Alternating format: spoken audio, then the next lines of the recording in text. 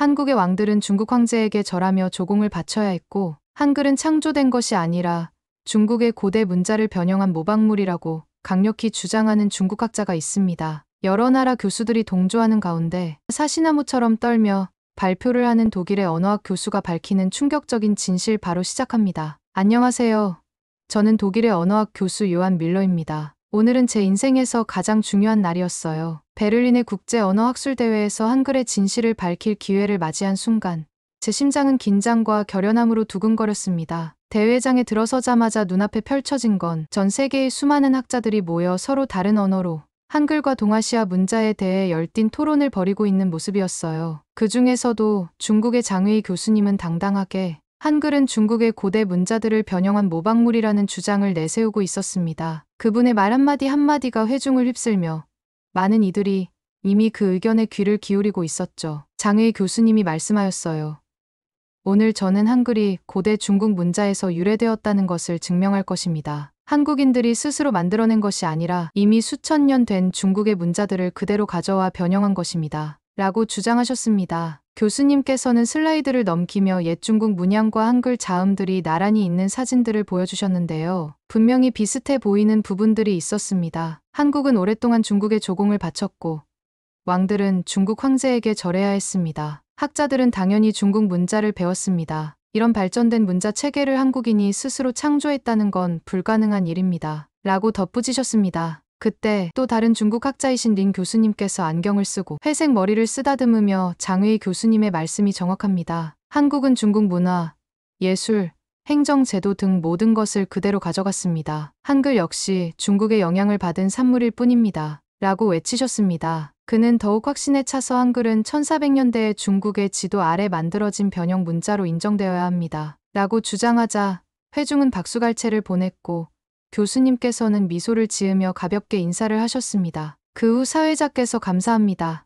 장웨이 교수님, 이제 요한 밀러 교수님의 한글에 관한 발표를 듣도록 하겠습니다. 라고 말씀하셨습니다. 바로 제 순간이 다가왔습니다. 다리가 마치 젓가락처럼 흔들렸지만 제 가방 속에는 고대 한국 문서 사본들이 들어 있었습니다. 대부분의 학자들이 한 번도 본 적 없는 귀중한 증거들이었죠. 한글 창제의 원리를 자세히 설명한 원본 서적 사진과 각 글자의 과학적 원리를 보여주는 도표들도 있었습니다. 저는 20년 동안 한글을 연구해왔습니다. 그리고 오늘 한글이 단순히 중국의 문자를 모방한 것이 아니라 전혀 새로운 과학적 원리와 혁신에 기반에 창제되었다는 증거를 여러분께 보여드리고자 합니다. 강당 한쪽에서는 장웨이 교수님께서 팔짱을 끼고 냉정하게 고개를 끄덕이며 제 말을 주시하고 있었어요. 중국 문자는 수천 년 동안 발전해온 위대한 전통이 있습니다. 그런데 어찌하여 한글만큼 체계적이고 배우기 쉬운 문자가 등장할 수 있었겠습니까? 그분의 목소리에는 의구심과 고집이 섞여 있었죠. 저는 한숨을 깊이 들이쉬며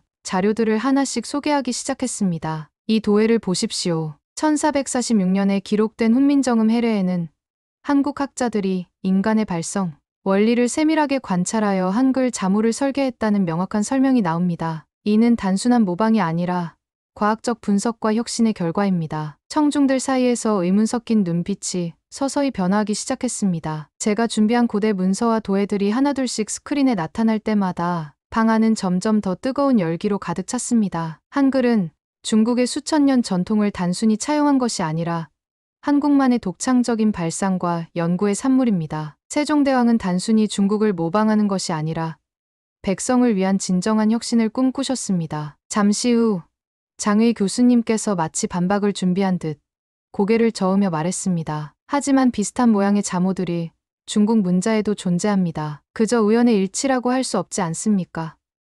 저는 단호하게 답했습니다. 전 세계의 문자 체계에서 비슷한 형태는 종종 발견됩니다. 중요한 것은 단순한 모양의 유사성이 아니라 전체 시스템이 어떻게 구성되어 있는가입니다. 한글은 소리의 원리에 따라 체계적으로 배열되어 있고 이는 중국 문자에서는 찾아볼 수 없는 특징입니다. 그날 강당은 숨막히는 긴장감 속에 증거와 주장들이 격돌하는 무대가 되었고 저는 20년의 연구와 열정을 한순간에 쏟아부었습니다. 한글이 단순한 모방이 아니라 과학적 혁신의 산물임을 증명하는 그 순간 청중들 사이에서 한 목소리, 아니 수많은 목소리가 점차 진실을 외치기 시작했습니다. 뒤에서 부드럽게 웅얼거리는 프로젝터 소리와 함께 제 증거 자료들이 준비되어 있었습니다. 장의희 교수님은 좁쌀같이 찡그린 눈으로 저를 바라보고 계셨습니다. 아마 저를 단순히 동아시아 역사를 이해하지 못하는 고집 센 서구인 교수라고 생각하고 계셨겠지만 그의 생각은 완전히 빗나가 있었습니다. 여러분, 아직 보신 적 없는 자료를 보여드리겠습니다. 저는 첫 슬라이드를 넘기며 말했습니다. 스크린에는 아름다운 고문서가 나타났습니다. 오랜 세월의 흔적이 고스란히 담긴 누렇게 바랜 종이에 정갈한 필체와 세밀한 도예가 그려져 있었습니다. 이 문서는 바로 훈민정음 해례입니다. 제가 고대 문서를 가리키며 설명했습니다. 이 문서는 1446년에 한글이 어떻게 창제되었는지 정확히 설명하고 있습니다. 세종대왕께서 모든 백성이 각 글자의 과학적 원리를 쉽게 이해할 수 있도록 명하신 결과물이죠. 많은 분들의 얼굴에는 혼란스러운 표정이 떠올랐습니다. 린 교수님께서 장의희 교수님께 무언가 속삭이자 장 교수님은 깊게 찌푸리기 시작했습니다. 과학적 원리라뇨?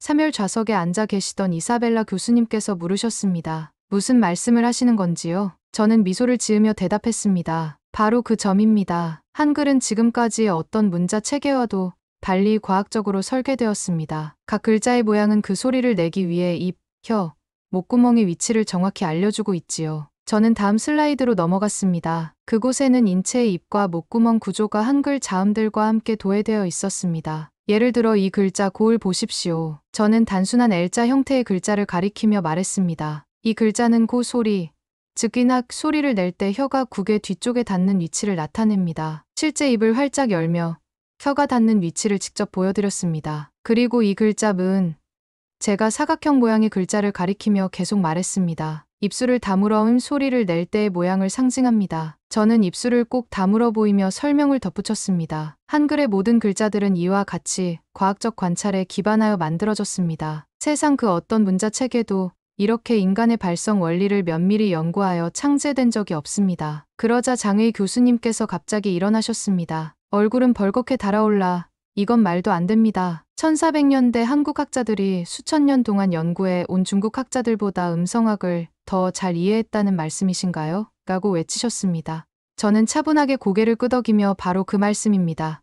장의희 교수님. 그리고 그 증거가 바로 이 자료 속에 있습니다. 라고 말씀드렸습니다. 세종대왕과 집현전 학자들은 수년 동안 인간의 발성 원리를 연구하셨습니다. 그 결과 한글은 중국 문자 복제가 아니라 그들의 과학적 관찰에 기초하여 창제된 것입니다. 그때 린 교수님께서 일어나셔서 질문하셨습니다. 하지만 한국은 중국의 속국이었잖습니까? 모든 것을 중국 문화를 따랐다는데 어떻게 이렇게 진보된 문자를 만들어낼 수 있겠습니까? 이런 오해는 자주 있는 일입니다. 저는 한숨을 깊게 들이쉬며 설명을 이어갔습니다. 한국은 그 자체로도 발전된 문화와 과학적 업적을 이루어냈습니다. 예를 들어 한국이 세계 최초의 금속 활자 인쇄를 발명했다는 사실을 알고 계셨습니까? 유럽의 구텐베르크보다 거의 200년이나 앞서 금속 활자를 이용해 책을 인쇄했죠. 많은 분들의 얼굴에 놀라움이 스며들었습니다. 이사벨라 교수님조차도 충격을 감추지 못하셨습니다. 한국은 정밀한 강우계, 물시계, 그리고 천문 관측 기구들을 개발했습니다. 저는 덧붙였습니다. 이러한 발명품들 중 일부는 당시 중국이 가진 기술보다도 뛰어났습니다. 그러나 장의희 교수님은 고개를 저으며 하지만 한글 자모의 모양이 몇몇 고대 중국 문자와 닮아 있는 것은 우연의 일치가 아니겠습니까? 라고 주장하셨습니다. 바로 이 순간을 위해 제가 기다리고 있었습니다. 여러 언어 체계에서는 비슷한 모양이 나타나기도 합니다. 장의희 교수님. 중요한 것은 개별 모양이 아니라 한글 전체가 보여주는 체계적이고 과학적인 설계입니다. 라고 답했습니다. 저는 또 다른 슬라이드로 넘어갔습니다. 그곳에는 한글의 모든 자음과 모음이 체계적으로 배열된 도표가 있었습니다. 이 체계를 보십시오. 자음은 발음 위치에 따라 그룹화되어 있고 모음은 입술 모양과 혀의 위치에 따라 정리되어 있습니다. 모든 요소들이 하나의 과학적 시스템 안에서 완벽하게 어우러져 있습니다. 방 안은 완전히 정적이었고 증거를 바라보는 학자들의 눈빛 속에서 생각의 변화가 일어나는 것을 느낄 수 있었습니다. 그러자 이사벨라 교수님께서 갑자기 물으셨습니다. 그렇다면 왜 세종대왕께서는 한글이라는 새로운 문자 체계를 창제하셨던 건가요? 이미 중국 문자를 사용하고 있던 상황에서 말입니다. 바로 이 부분은 제가 가장 좋아하는 이야기였습니다. 저는 미소를 지으며 다음 슬라이드를 넘겼고 1446년 세종대왕의 직접적인 발언이 적힌 자료를 보여드렸습니다. 세종대왕께서 직접 이렇게 말씀하셨습니다. 라고 저는 설명했습니다. 우리말의 소리는 한자와 달라 보통 사람들이 한자로는 자신의 뜻을 제대로 표현하기 어렵다. 그래서 나는 백성을 불쌍히 여겨 28개의 새로운 글자를 만들었다. 어리석은 사람도 열흘 만에 익힐 수 있다. 저는 그 말씀의 무게를 잠시 느낄 시간을 드리며 말했습니다. 이 말씀이 의미하는 바를 곰곰이 생각해 보십시오. 1400년대 당시 전 세계 대부분의 서민들은 문맹이었고 수천 개의 한자를 익히기 위해서는 오랜 교육이 필요했습니다. 그러나 세종대왕께서는 부유하거나 총명한 사람에 국한하지 않고 모든 백성이 읽고 쓸 수 있기를 원하셨습니다. 방 안의 학자들은 제 말에 귀 기울이며 앞으로 몸을 기울이기 시작했습니다. 한글은 배우기 쉽도록 과학적 원리에 기반하여 설계되었으며 한국어에 완벽하게 부합하는 문자 체계입니다. 혁명적입니다. 이전에는 글자를 배울 수 없었던 사람들이 단 며칠 만에 자신의 생각을 글로 표현할 수 있게 되었죠. 저는 마지막으로 한 장의 강력한 이미지를 보여주었습니다. 그것은 수천 개의 복잡한 한자를 사용하는 중국 문자와 24개의 단순하고 논리적인 한글 자모가 나란히 비교된 것이었습니다. 저는 20년 동안 여러 문자 체계를 연구해왔지만 한글처럼 과학적으로 설계되고 단순하며 민주적 동기를 가진 문자는 본 적이 없습니다. 한글은 중국으로부터 차용하거나 복제된 것이 아닙니다. 그것은 시대를 앞서간 한국의 위대한 성과입니다. 제 발표가 끝나자 강당은 몇 초 동안 완전한 정적에 휩싸였습니다. 그러다 이사벨라 교수님께서 먼저 박수를 치기 시작했고 곧이어 다른 분들도 박수를 보냈습니다. 장의 교수님과 린 교수님은 여전히 팔짱을 끼고 서로 속삭이듯 앉아 계셨지만 저는 이미 한글에 관한 진실을 밝혀내기 위한 전투가 이제 막 시작되었음을 확신했습니다. 요한 교수님, 왜 이런 연구 결과들을 미리 말씀해 주시지 않았나요? 라며 손짓을 하시며 감탄하셨어요. 한글 자모가 입 모양과 딱 맞는다는 도에 정말 놀랍지 않나요? 저는 한 사람이라도 설득되었다는 사실에 안도하며 웃었습니다. 여러 해 동안 증거를 모아왔지만 이렇게 모든 것을 한자리에 모아 보여드리는 건 이번이 처음입니다. 한쪽 구석에서는 장의 교수님과 린 교수님께서 서로 모여 책과 자료들을 열심히 뒤적이고 계신 것이 보였습니다. 아마 제 증거에 반박할 방법을 찾으려 애쓰고 계신 듯 했습니다. 장의 교수님께서는 손에 든 자료 뭉치를 꽉 쥐고 당당하게 강단으로 걸어오셨습니다. 얼굴은 엄숙했지만 평소 보이던 확신 대신 어딘가 불안해 보이는 눈동자가 보였습니다. 밀러 교수님의 발표에는 흥미로운 점들이 많이 포함되어 있습니다. 교수님께서 목소리를 딱딱하게 시작하시더니 하지만 한 가지 중요한 역사적 사실을 간과하고 계십니다. 한국은 수세기 동안 중국의 속국이었고 학자들은 중국 고전을 배우며 자랐습니다. 왕들은 중국 황제의 인준을 받았지요. 그는 고대 한국 왕들이 중국 황제에게 절하는 모습을 담은 슬라이드를 보여주었습니다. 어떻게 작은 속국이 위대한 중화제국이 이루지 못한 성과를 낼 수 있겠습니까? 교수님께서 방을 둘러보며 지지를 호소하셨습니다. 저는 손을 들어 발언할 기회를 요청했고 사회자께서 저에게 마이크를 넘겨주셨습니다. 장의 교수님, 제가 자리에서 일어나며 말씀드렸습니다. 중국에 조공을 바쳤다고 해서 한국이 자체적인 혁신을 이루지 못했다는 의미는 아닙니다. 많은 나라들이 중국과 외교 관계를 유지하면서도 독자적인 문화적 성과를 이루었지요. 제 노트북 화면에는 여전히 훈민정음 해례 문서가 떠 있었습니다. 그러자 린 교수님께서 불같이 일어나셨습니다. 이른바 과학적 원리라뇨. 한국 학자들이 글자를 창제한 후에 우연히 입 모양과 닮았다고 깨달았다는 말씀이겠습니까? 바로 이 순간 제가 가장 강력한 증거를 제시할 기회라고 생각했습니다. 노트북을 다시 프로젝터에 연결하며 말씀드렸습니다. 잠시만 보시죠. 스크린에 1446년 문서의 상세한 도해가 나타났습니다. 인체의 단면도가 그려진 그림에는 여러 소리의 구분을 위한 라벨들이 붙어 있었습니다. 이 도해는 한국 학자들이 소리를 내는 방식을 면밀히 연구한 결과입니다. 단순한 후속 작업이 아니라 글자 설계의 근본적인 기반이 된 것이지요. 청중 속에서 놀라움의 탄성이 터져 나왔고 린 교수님조차 잠시 말문이 막힌 듯했습니다. 그러던 중 잘 알지 못하는 미국 교수님께서 손을 들며 질문하셨습니다. 하지만 한글이 그렇게 과학적이고 효과적인데 왜 한국은 수세기 동안 한자를 함께 사용했습니까? 그 질문은 정말 좋은 질문이었습니다. 저는 차분히 설명했습니다. 문화적 변화에는 시간이 필요합니다. 한국의 엘리트 학자들은 평생을 한자 공부에 바쳤으니 한글이 그들의 특권을 위협한다고 느껴 저항했던 것입니다. 만약 모든 사람이 읽고 쓸 수 있다면 그들의 특별한 지위가 무너질 테니까요. 다음 슬라이드에는 1500년대 한글로 기록된 한국 여성들의 일기들이 나타났습니다. 반면 한글은 특히 여성들, 즉 한자를 배울 수 없었던 서민들에게 즉각적으로 수용되었습니다. 한글이 생긴 지 몇십 년 만에 이 여성들이 자신의 생각을 기록할 수 있게 된 것이죠. 세종대왕께서 백성을 불쌍히 여긴 이유에 대한 질문도 받았습니다. 저는 이에 대해 정말로 드문 일입니다.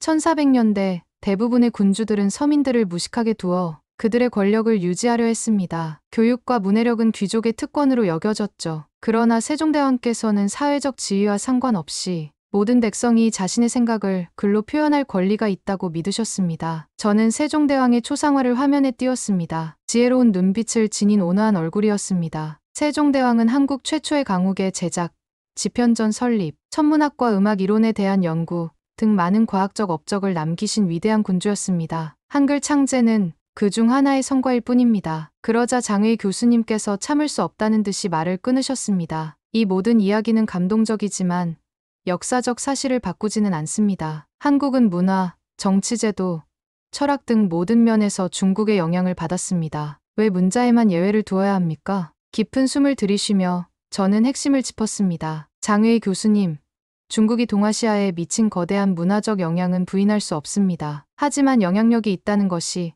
한국과 같은 나라들이 독자적인 혁신과 성취를 이루지 못했다는 의미는 아닙니다. 저는 슬라이드를 넘겨 세계 최초의 금속 활자 인쇄, 고대 천문대, 그리고 물시계 등 한국의 발명품들을 담은 이미지를 보여드렸습니다. 한국은 유럽의 구텐베르크보다 약 200년 앞서 세계 최초의 금속 활자 인쇄를 이루었으며 이를 통해 한자로 된 책들을 인쇄해내는 데 성공했습니다. 또한 세계에서 가장 오래 살아남은 천문대를 건립했고 당시 세계 기준에서도 손색 없는 물시계와 천문 기구들을 만들어냈습니다. 저는 장의 교수님과 린 교수님을 똑바로 바라보며 말씀을 마무리했습니다. 한국의 성취를 인정한다고 해서 중국의 위대한 문명이 훼손되는 것은 아닙니다. 양국 모두 인류 지식에 중요한 기여를 했습니다. 린 교수님이 더 많은 연구가 필요합니다.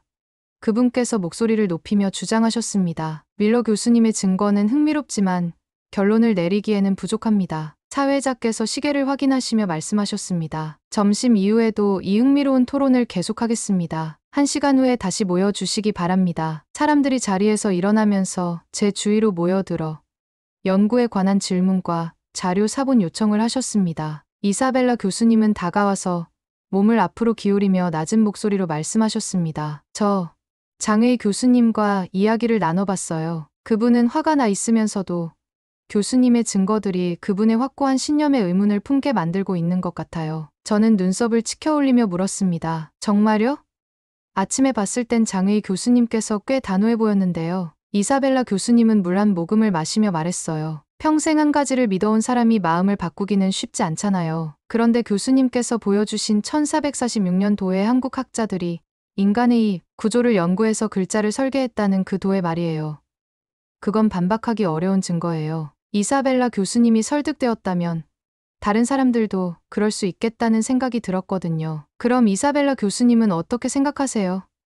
제가 물었습니다. 오늘 아침에는 장의 교수님의 의견에 동의하신 것처럼 보였는데요. 교수님은 머쓱하게 웃으며 대답하셨어요. 그랬었지만 제가 틀렸어요. 오랫동안 언어를 공부해왔지만 한글을 자세히 들여다본 적은 없었어요. 중국 문자의 영향을 받은 또 다른 문자 체계라고만 생각했었죠. 고개를 저으며 덧붙이셨습니다. 증거를 제대로 살펴보지 않고 단정 지은 제 자신이 부끄럽네요. 그때 인 교수님께서 우리 테이블로 다가오셨어요. 얼굴은 굳게 담은 채였지만 평소와는 다른 뭔가가 느껴졌습니다. 밀러 교수님, 인 교수님께서 딱딱하게 말씀하셨어요. 비공식적으로 한 가지만 여쭤봐도 될까요? 교수님의 발표에서 세종대왕께서 한글을 서민들이 쉽게 배울 수 있도록 창제하셨다고 하셨죠. 그런데 그렇다면 왜 한글은 그 후 오랜 기간 사용이 줄어들었나요? 이 질문은 매우 중요한 부분이었고 사실 제 주장을 뒷받침해주는 증거이기도 했습니다. 세종대왕께서 돌아가신 후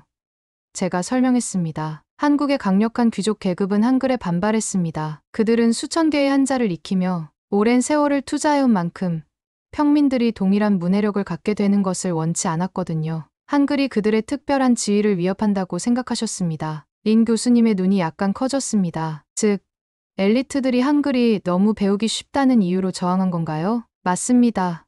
저는 단호하게 고개를 끄덕였습니다. 모든 사람이 읽고 쓸 수 있다면 학자들이 가진 특권이 사라지니까요. 세종대왕의 아들도 한글을 계속 장려했지만 후대의 왕들은 귀족들의 압력에 굴복해버렸습니다. 평범한 백성, 특히 한자를 배울 수 없었던 여성들은 여전히 한글을 사용했지만 공식 문서는 다시 한자로 쓰이게 되었죠. 우리가 다시 학술대회 강당으로 돌아왔을 때 더 많은 사람들이 몰려들어 있는 것을 보고 놀랐습니다. 아마도 오늘 토론에 관한 소문이 퍼졌던 것 같아요. 심지어 오늘 아침에 오지 않았던 몇몇 한국 학자들도 보였습니다. 사회자께서 다시 마이크를 두드리며 말씀하셨습니다. 다시 모이신 여러분, 장의 교수님께서 후속 발표를 요청하셨습니다. 이번 장의 교수님의 모습은 달라 보였습니다. 자신감은 줄어들고 대신 사색에 잠긴 듯한 모습이었어요. 그는 목소리를 낮추며 말문을 열었습니다. 오늘 아침 저는 한글이 중국 문자 체계에서 유래했다는 제 견해를 말씀드렸습니다. 물론 중국 문화가 한국에 큰 영향을 미쳤다는 점은 여전히 인정합니다만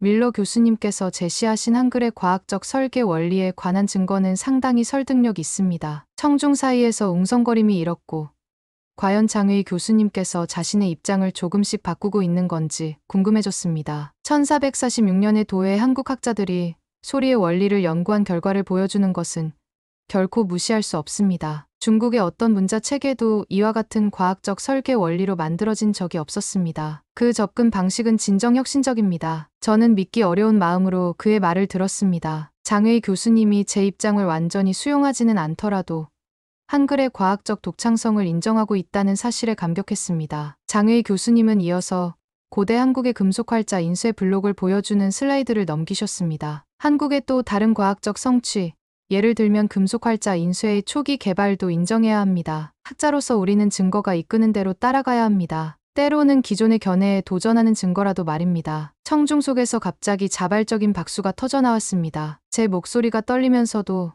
마음 한켠에 감동이 밀려왔습니다. 이 순간은 제게 바랐던 그 이상이었으니까요. 하지만 린 교수님은 아직 물러나지 않았습니다. 그분은 재빨리 일어나셔서 말했습니다. 장의 교수님, 오늘 논의한 모든 것을 잊으셨나요?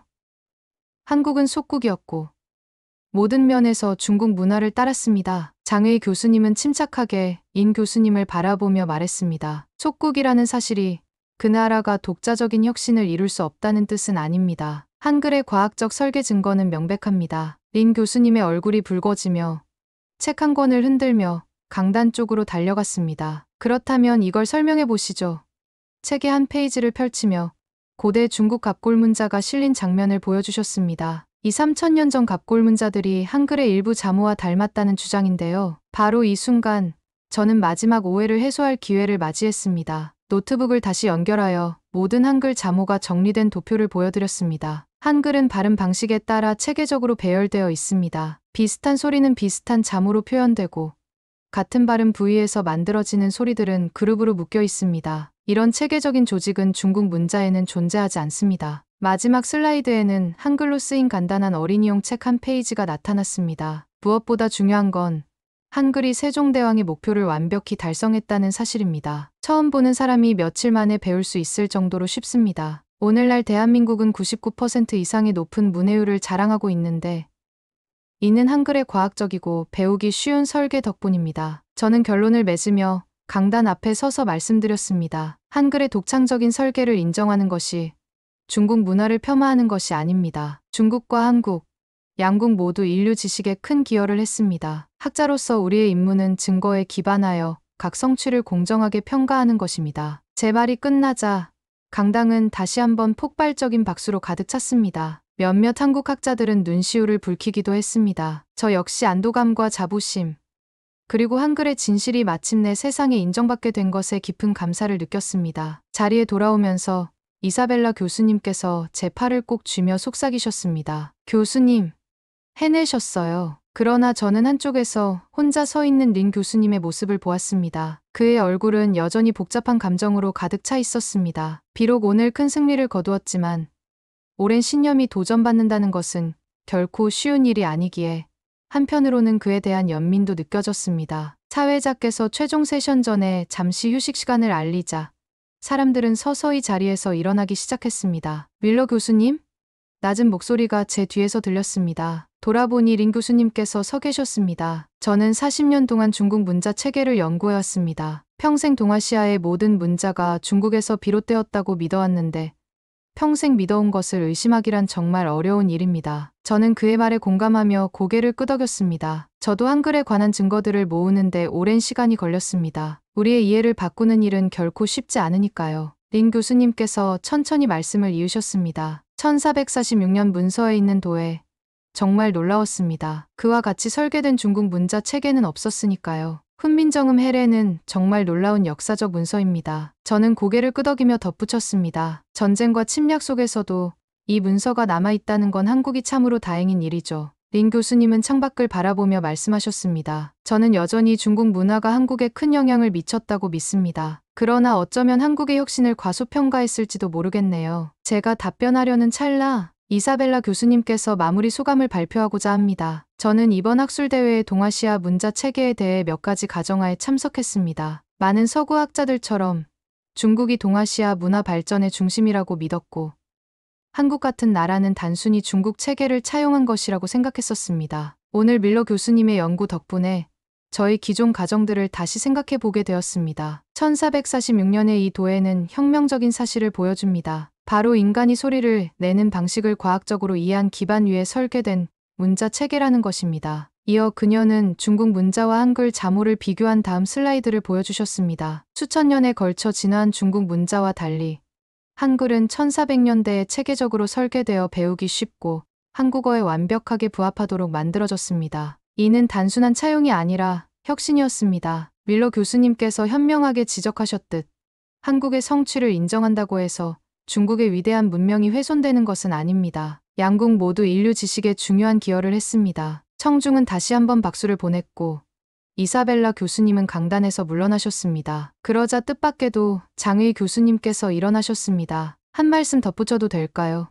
그분께서 물으시자 사회자께서 고개를 끄덕이셨습니다. 장의 교수님은 강단 앞으로 걸어오셔서 말씀을 시작하셨습니다. 저는 30년간 중국 문자를 연구해왔습니다. 오랫동안 동아시아 문자 체계의 근원으로서 중국을 자랑스럽게 생각해왔죠. 그러나 오늘의 증거를 접하며 제가 믿어왔던 이야기가 단순하지 않다는 사실을 깨달았습니다. 그분은 깊은 한숨을 내쉬며 말을 이었습니다. 밀러 교수님께서 제시하신 한글의 과학적 설계 증거는 설득력이 있습니다. 중국 문자 체계 중 인간이 소리를 내는 과정을 이렇게 세심하게 고려하여 만들어진 것은 없습니다. 제가 듣고 믿기 어려웠습니다. 장의 교수님께서 공개적으로 제 입장을 조금씩 바꾸고 계신 것이었습니다. 더 나아가 장의 교수님께서 계속하셨습니다. 한국은 금속활자 인쇄, 천문기구, 그리고 독특한 음악 전통 등 많은 과학적 문화적 성취를 이루어냈습니다. 이 모든 성과는 한국이 혁신할 수 있는 능력을 충분히 가지고 있음을 보여줍니다. 학자로서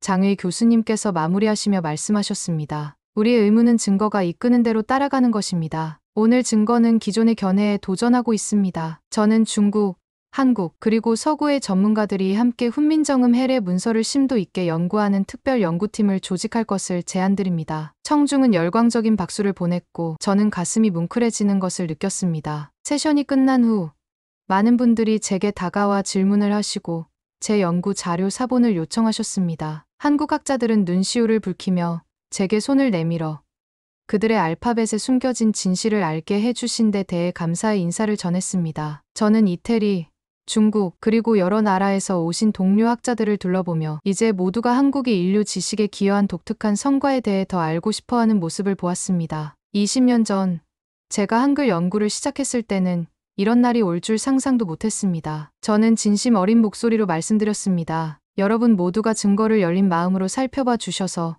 정말 감사합니다. 600여 년 전 세종대왕과 한국 학자들이 어떻게 인간이 소리를 내는 방식을 세심하게 관찰하여 글자를 창제했는지에 대해 이야기했습니다. 그들은 일반 백성도 쉽게 배울 수 있을 만큼 논리적이고 체계적인 문자 체계를 만들어냈습니다. 그들은 이러한 위대한 성과가 전 세계적으로 인정받아야 마땅합니다. 마침내 오랜 세월 동안 묻혀있던 한글의 진실이 드러나고 있었습니다. 저는 이 모든 진실을 전할 수 있게 되어 진심으로 자랑스럽습니다. 구독과 좋아요는 영상 제작에 큰 힘이 됩니다. 끝까지 이야기 들어주셔서 감사합니다.